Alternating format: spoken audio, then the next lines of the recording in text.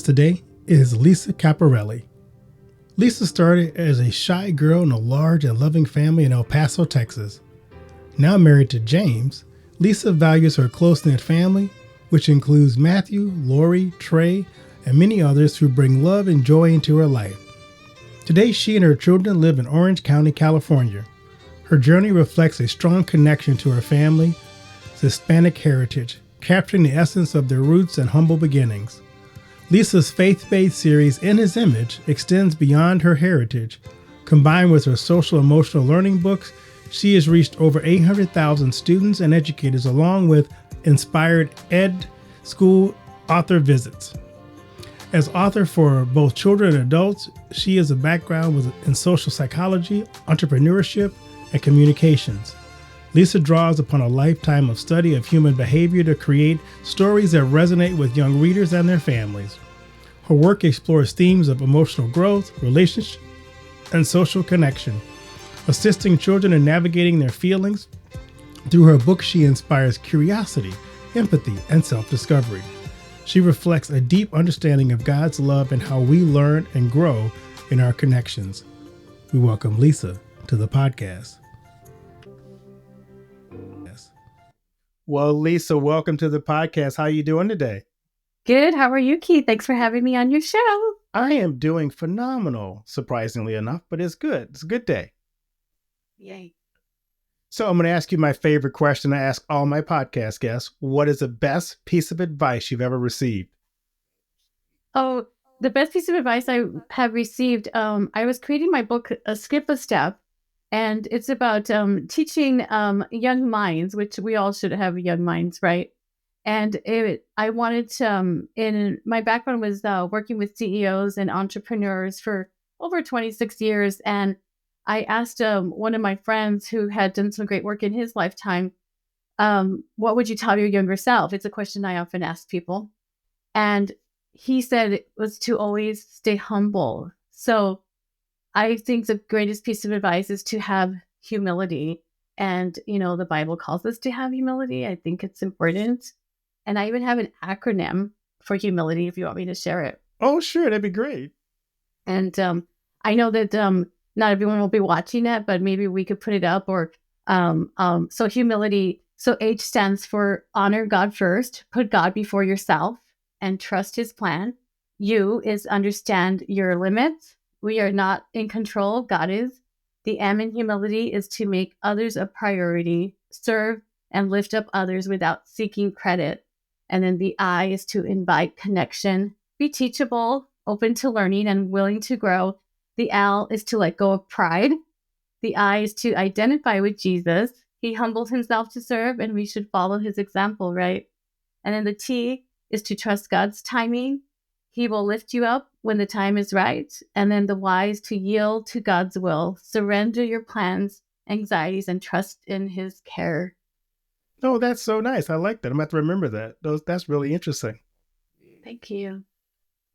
I'm always curious of people like yourself who've had a long and storied career. Who are some people in your life who served as an inspiration for you or even a mentor along your journey? I've had so many. I grew up really shy, like my character in my children's book series, Unicorn Jazz. And I say that to children and to adults because when they see me up speaking at a school with, hundreds or thousands of people or being on a show like yours, I have to remind people that I was very introverted and shy. So this was not my natural born tendency. And so I've had many people that pour into me, including my early childhood teachers, my grandmother. I always give those people credit. And then when I became my 21-year-old self in the workforce, I always give credit to a good friend of mine, Cindy, and so many people. And I know that we are here to help pour into one another. My sisters, my mom, present day, I have an amazing husband and family, just so many people. So I always say, I'm just the spokesperson, but I come with an army of people that have helped and listened to my passions and dreams. And it's always good to listen to other people's dreams and desires and help them fulfill where they want to go in life. That's amazing. In your bio, you talk about your Hispanic heritage and how it shaped your identity. and your work as an author. Tell us a little bit about your upbringing. Yeah, so I grew up in El Paso, Texas, and it's a border town, and big Hispanic family. And if you know someone that's Hispanic, you'll know that mostly good food. We're known for good food, and you won't leave without being fed. And very passionate people. So I like to say that that would be us, yes. And my mom was a single mom. She had 5 children to raise on her own. God bless her. And so we, even though we grew up with humble beginnings, I say AKA poor, we had a lot of laughter and love in our family. And you know, when I've been to Brazil like on mission trips, and I love serving and being, you know, when I go to food pantries here in Los Angeles, or being able to be around, you know, the poorest of the poor, I'm taking back to my childhood, because we were once those children that sometimes got hand-me-outs. And in one of my books, like Help and Give Back, and I have a children's page of, you know, helping others, and it says food pantry. Now, you know, some young children may not know what that means, but when I am serving, it's very ironic to then think that your life can change, and that when you do help others, that, you know, I feel like we're called to give back, you know, and not take it for granted. Again, having that humble self. I love that. I'm curious. So, what inspired you to start writing, and how did you transition from that little shy girl to being this successful author and speaker? Oh gosh, it's a big journey. My growing up, you and I, we didn't have Google and YouTube like these young children did. We're older than Google and YouTube, and I tell those kids in elementary school that. And my only voice was on paper because I was shy. So journaling and having that self-expression was very important to me. And I tell students, it's important that we're all unique. We're supposed to be. That's why my character's unicorn, unique. It's kind of close playing on words. And so I remind them that we are all supposed to be different. And what would happen if I wasn't that shy girl? And if I was not writing, I wouldn't become who I am today, which is the greatest gift God's given me. And I think that we are all God's masterpiece. It's in scripture, it's in the Bible, and we all have our own gifts and talents. So, you know, I like to inspire children and adults to, you know, whatever that God-given talent of yours is, and you could be sharing it with the world already. Obviously, with this amazing podcast you have and the work that you are doing, Keith, in your community, you can tell that you're igniting that passion and sharing and connecting with others. The fact that you connected with me before we got on the show, we were strangers, but you know that we probably have something in common, right? And so to be able to bring out people's gifts and talents and passions and purpose, it's why we are here. It's one of the reasons we're here. And I like that what my church said, you know, that another reason we're here, again, many reasons, we're here to leave a multi-generational legacy to others. So having all these books that I've created, over 22 books in English and Spanish, and I have songs I've written. I have a homegrown TV show, a YouTube show, a show on Amazon TV that I created during the pandemic to bring happiness to kids and families. And I'm fueled by all this because we are limited our time on earth. As we know, we don't know when we get that last day on earth. We know our time is promised to no one. And I thank God every day for another day he gives me. My illustrator, who happened to be my cousin from El Paso, Texas, David Villalobos, he passed away in December, just a few months ago. So sorry to hear that. Thank you. And I'm having to learn how to hold those emotions inside. 2 days before he passed away, we had this book coming out, Butterfly Whispers. It's a book about grief and loss. And isn't that ironic that? And so he's the butterfly in our own book. And this book was, like all of them, were still special to us. And again, he was only 51 years old when he passed away. And every day now, as I wake up, I say, thank you, God, give me another day. What are my marching orders? What am I supposed to do? because all around me, all around my office here, is all the work of art that he has created by listening to my, as I said early on, my passions, my visions and dreams that were ours. It was, and he drew tirelessly. I want to tell you that during the day, he was a baker for Target. He worked at Target Bakery, like when you go to Target and you see the bakery. And at night, he drew art for people. I was one of them. And he probably hardly watched TV, because I don't know how this guy did this all. And again, I'm grateful that he is my cousin. And he knew that this was going to be someday bigger than himself. I don't think he knew his last day was going to be in December, just a few months ago. And at his eulogy, I was so honored and to be able to say something so beautiful, that his work is going to live on. I rewrote a song for him called Colors in Heaven. And I just talk about being able to live a multi-generational legacy. Davey has done that, and I get to live each day honoring him. Oh, that's so special. On Sunday, I was preaching about the passage about Jesus going and getting fishermen, Luke and Simon, Peter, James, and John. And I was telling the congregation about God always gives us a calling, but he also equips us to live out that calling. As you think about your calling to be a writer, author, speaker, how did you discover this is what God was leading you to do? And the second part of that is, knowing that that was what God was calling you to do wasn't easy. I'm sure you had to overcome some things on this journey. What was that like to overcome those hurdles to get to where you are today? Thank you. That's a great question. One, it's trusting in God, as we know, right? As my mom said, Lisa, or before all of this, my mom, like, Lisa, there you are trying to do your will, writing on a chalkboard, and God's erasing that. Nope, that's not the will I want for you. And that's the metaphor that many of us, I think, can have. I didn't start having a relationship with God until right around, I'm going to say going on 4 or 5 years ago. So I always believed in God, having a relationship with God. We both know that difference. And my sisters, all Christian, really helped me walk through that. I was going through a rock bottom in my life, not having a reason to live, not what I here on earth for. Questions that I think many of us in life go through when we go through rock bottoms, right? And suffering. And we know we're going to have suffering in this lifetime. It's in scripture. And we know that God is closest to the brokenhearted. I never really read the Bible and read it with heart, going to church and having it and not applying it is different than today doing devotionals, being all in, right?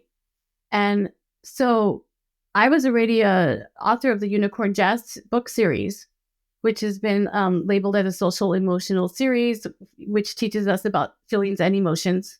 Mental health today, as we know, is necessary.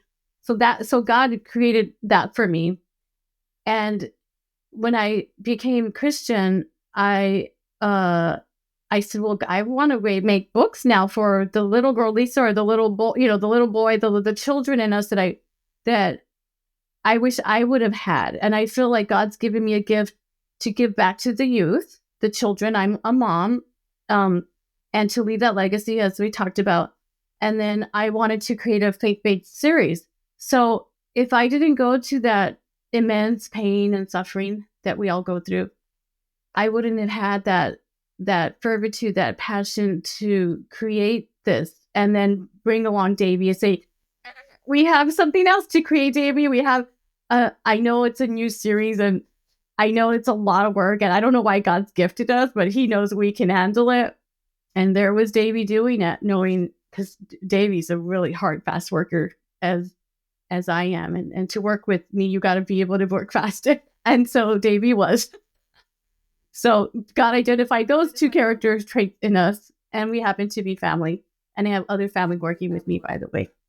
And so I feel now, looking back, that sometimes in our pain and suffering, we don't know why are we suffering? Why are we going through this? We all question. And, as scripture says, trust in the Lord with all your heart. do not lead on your own understanding, right? And I can look back and say, if I didn't go through this long suffering, I wouldn't have had this determination to do it fast, because look, I lost Davy. Like, I can look back on time, right? You can look back on your chronological time. If I didn't have XYZ, and if someone listening can apply this, when you look back at your life, the things that happened to you, they're not a mistake.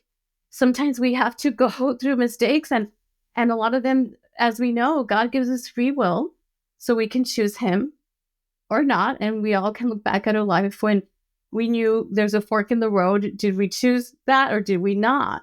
But because we're all human and we live in a fallen world and we do have sin, this life isn't perfect. And we can live in the understanding with people and live in our brokenness, knowing that we can receive the goodness, knowing that God loves us and God forgives us, and that we are called to help and serve, love others the way God loves us.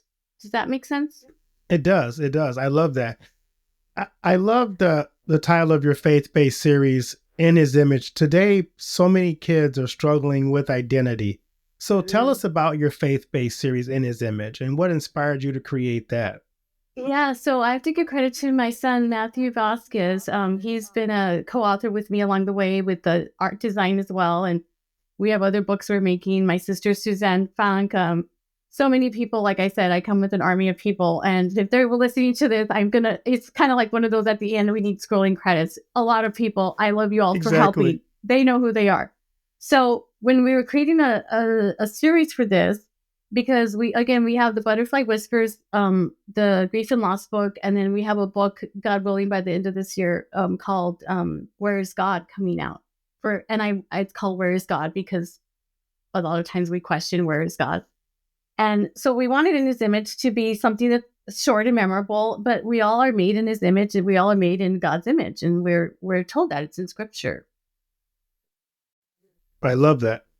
I am curious. Your books are designed for children, and it's hard to find good Christian children's books today. But I've also known, as I worked a lot with education, the idea of social emotional learning is really important as we talk about kids today. And sometimes it's become controversial in some circles. Tell us why that is so important for today's school children.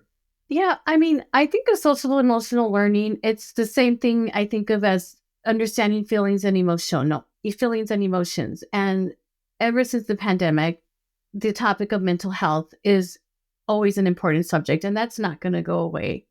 So social emotional learning is understanding, as it's a lot of schools, it's just mandated that their curriculum is taught that. And of course, they want to find it in books. And I have faith-based schools like reaching out to me because my books are social emotional learning, SEL. And so the science says that we cannot teach children normal, the teachers are not going to be able to teach if their feelings and emotions are not squared away. If they are not healthy, emotionally healthy, you're not going to be able to be taught anything. And I mean, I think for us as grown-ups, think of times if you have had a crisis in your life. Can I teach you anything on that day? Probably not. Probably not. So I'm exaggerating. So again, my sister, an early childhood teacher, Suzanne, she would say that in the beginning of the school year, that she would spend 4 to 6 weeks teaching behavior before she could teach. And every school year she had to start over with a new class. And she said, if I did not have, and I'm butchering her words, but my interpretation was, if she didn't have the command of the classroom or the leadership, knowing that she was going to be able to teach with, new students, wherever they're coming from, sometimes broken homes, different circumstances.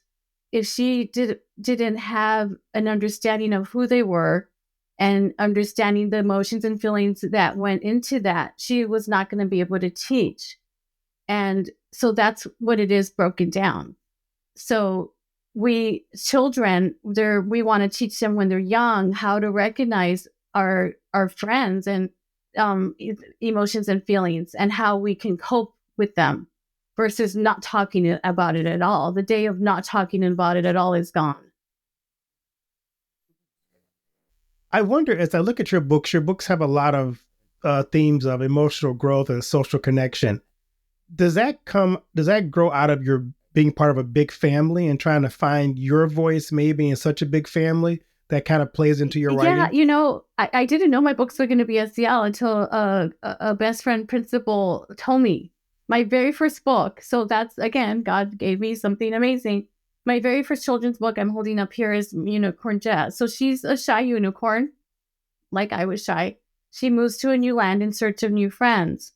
And she feels it's like she doesn't belong. And I often say, how many times do we feel like we don't belong? All of us. I have not met someone that's at one time in their life didn't feel like they belong. So I did that on purpose because, again, yes, it was a way to revisit my upbringing, how I didn't feel like I belonged because I felt different. I felt like being shy was not the cool kid. Why wasn't I like the popular kid that got recognized? And so at the end of the story, all the friends recognize that she has a special talent. She sings. That's why she has the music note for a tail. And everyone wants to play with her, And so they recognize that she was different. She's not like a horse that has two horns. She's not tall like a giraffe. And of course, yes, it's very fictionalized and that it's supposed to be. That's why we like children's books with, animals and silly.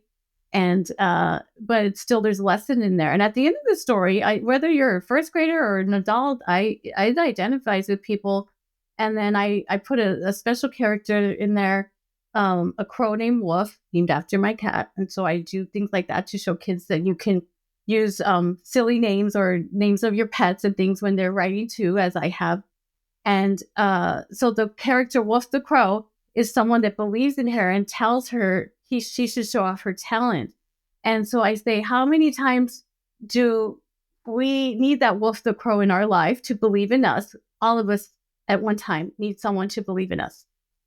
And hey, maybe one day you're going to be Wolf the Crow to someone. You're going to need to believe in someone because they need you. And so that was the first story that there was all kinds of meaning in that for me. And then in creating the subsequent stories, being happy was simple. It was about happiness, and happiness could be found in all kinds of things. Happiness is free. And I wanted to show students that this was all kinds of ways to be happy, whether it's, blowing out a birthday cake, and whether you're giving someone a balloon, you're making s'mores at your campfire, you're having someone cook for you, enjoying nature. And so then they get to make their own being happy. Adults do this too. And so this one is really, really popular because it's very simple. And I love this one is in English, Spanish, and French. And I pray one day that this one takes me around the world because, again, happiness is so easy and free. And that you could be happy is holding the door for someone. It's for others. And so kids actually will make what makes them happy.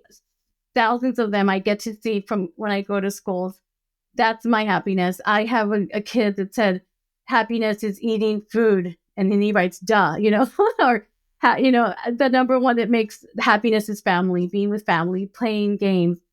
And when I get these and I collect what makes kids happy, I have them everywhere. I always want them back. I mean, those are such treasures for me. And again, I like going back to the Christian series because God made us super busy. What I love about joy is found in the Bible. Joy is a permanent state. Happiness is it could be a temporary state, but joy is found in the Bible many times. So I made the character in his image series, her name is Joy. So I have happiness and joy. And I love that.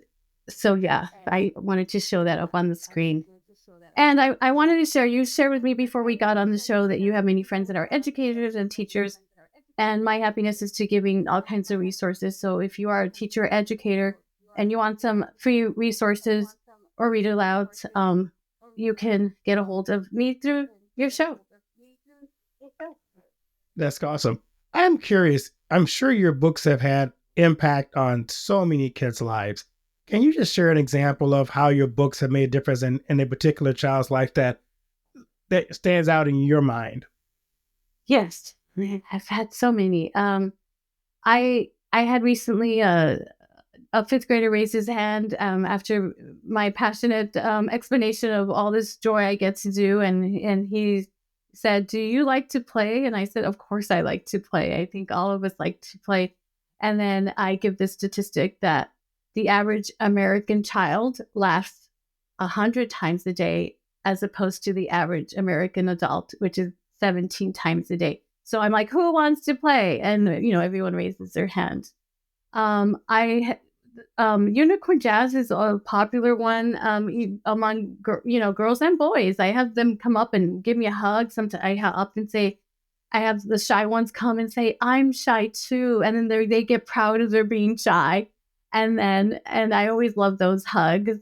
I love when I have boys come and say, "I love who Unicorn Jazz is," and they get like who her heart is. And again, it's a made up fictional character, but there's all kinds of made up fictional characters in movies and storytelling. And I feel like, music is something that connects us all. That's why I created songs with almost all my books and music videos, because did you grow up with Sesame Street, Keith? I Okay. did, A lot yes. of us did. And did you find that you could remember, probably to this day, some of your favorite lessons because of the puppets and the music? Right? I did, and I also loved the if you remember the series used to come on Saturday morning, the Schoolhouse Yeah. Rock. I learned so much from Schoolhouse Right? Rock. A lot of us do. That's what we have. I think our parents were tapped out. Like, we need something else, right? So, with that said, I turned my characters into puppets. Again, there's this Joy, a plush puppet. Still a lot of stuff is still in the early infancy of my creation, as I keep going into schools or going to conferences and speaking. But again, it came from my childhood and the impressionable lessons that I was taught that came from the puppets and the music. And now I get to be silly. My son Matthew plays the character Trey Zeke. That's Trey's named after my son Trey, and it's a puppet. And if you Google it, you could see all over the internet. He sometimes goes to school with me. So my son's this big guy. He was born extroverted, natural born actor, super funny. And we have so much fun. Again, I did not know that I was going to get to work with my son sometimes. He's a nurse. That's his main career. And, but he goes with me when he can. And my kids see the passion behind the work I do. And the beginning, I think they didn't know what I was doing, but they believe in it, and they ultimately love. I said, "Look, this is going to be for you one day, and your kids and their kids." So they help as much as they can, and they support this God given dream. That's awesome. If you had a piece of advice to give to a young, aspiring writer who wants to write for children and make a positive impact, what would you say? I would say you should do the things that you love to do and not let anyone stop you. I would say to get a mentor. I would say find someone who, depending on what you want to write, if you want to write a picture book or children's book, find someone who's done that. If you want to write chapter book or book for adults, find someone who can help mentor you, and make it happen. Today, because of technology, there's no reason, even if you have a shoestring budget, that you can't not make many of your things happen, especially now with YouTube videos and tutorials. Again, things that you and I didn't grow up with, Keith. As you look back at your journey, what would you say has been God's greatest accomplishment through you? That I became Christian, and that I've been able to have a voice and share the positive messages, and to be able to live a life by example. And now that I am married to a Christian man and have a foundation, I did not know this was going to happen. And um and whatever days and years that God blesses me with, to be able to live out all of this and to be able to have peace and joy. And a lot of people don't get to have that, and I don't take it for granted. I say, God, I'm not worthy. I don't know why you chose me, but because I am your child, and you have taught me so much because of my incredible community sisters and so many people that have helped to change me, that have taken the time as if I was the child to teach me like a child. And we could do that with anybody, by the way. And I made a vow to God when He got me out of my long suffering, that I will never not help someone in need. I will never not be there when you know that you can, whether it's through words, whether it's through storytelling.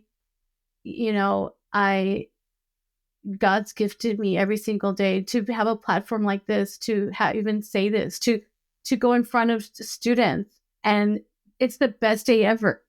I recently went with my son last week. We went to school in Northern California, and we went to a conference where there was for librarians, and again, going to conferences and meeting, leaders of schools and wherever we can get our great work out there. We love doing that. And of course, it's a lot of work, filling your car with stuff, planning, it's a lot of work. We zero complain. We neither of us complain because we know what the end goal is. But then we had an author visit at the end, and then in the morning I texted him. I was, of course, excited. I'm in cloud nine any day that I could speak to one child or hundreds of children. I texted him, "Today's our why. Today's our why." And I'm like, God, give me many days of why. And I could do it every single day. So I know now why. Like I love music, and God did not give me the voice to sing, and that's okay. He made me a writer. But I think that people that are like musicians and professional singers, whoever your favorite famous singer is, when you see them, they're really old and they're still performing and they're singing, and they don't have to, but it's what they love to do. It's the thing they do. And I can understand why they like doing that. That's their why. So when you figure out your why, why God has given you your purpose, and you get to do that, I feel that's one of the greatest things in life that you can have. That's amazing. You kind of segued into my other favorite question. What do you want your legacy to be?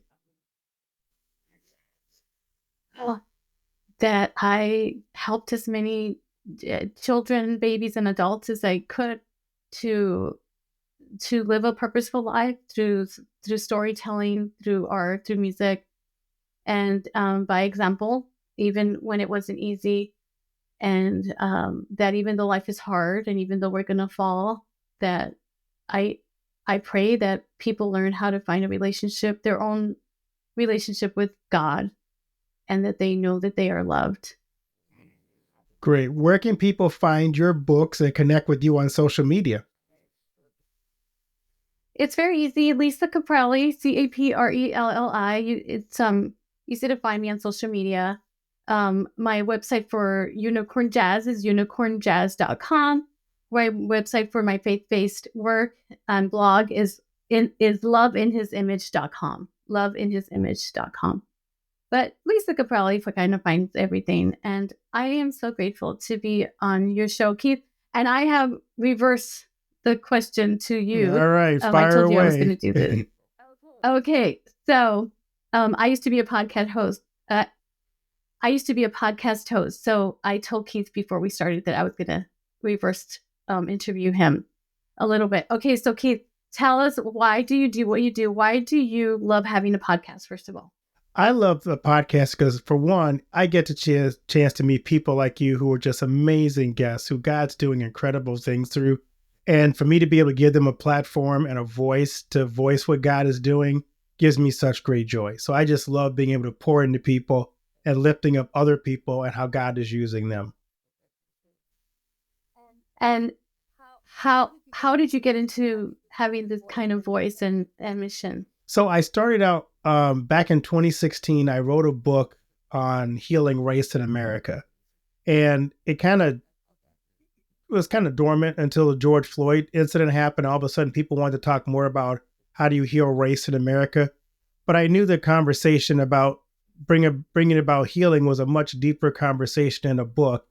And so the podcast got started to kind of lift up people who God is using to build bridges across a lot of different areas: education, social justice, across in the church, in the business world. So it was kind of how is God using individuals to accomplish his mission is kind of what got me into doing this and why I do it, to be able to share that with other people. So, what's been some of the greatest lessons that you have learned so far in your young life? What I've learned so far is that I don't know everything. And it keeps me curious because we can get caught up in our own echo chambers where we only hear people who agree with us. I didn't want to be that. So I wanted to have a podcast space where I could bring people on I didn't always agree with, but we could have a good discussion about topics that impact all of us. So I have some guests on that we don't necessarily have to share the same views, but I hope they learn from me and I always learn from them. So Yay! And what do you want to be known for? My last question.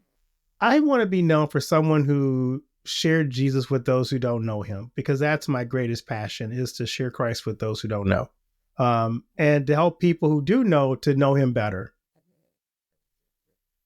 I love that.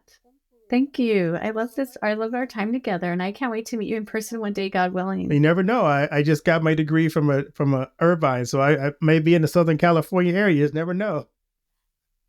Yay! Or maybe I'll be out in your area Yeah, if someday. you're in Iowa and you're looking for some good pork, you give me a call. I will.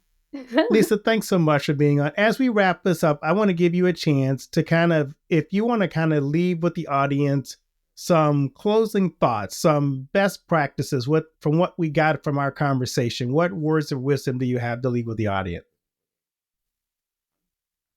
Yeah, I pray that if you are going through a challenging time in your life and you do not know your purpose or your why, because that's something that we talked about, that I pray that you ask God that you find that. I pray that you learn how to serve others, and even if it's not the first time it makes you happy in that service, that you keep um, finding that.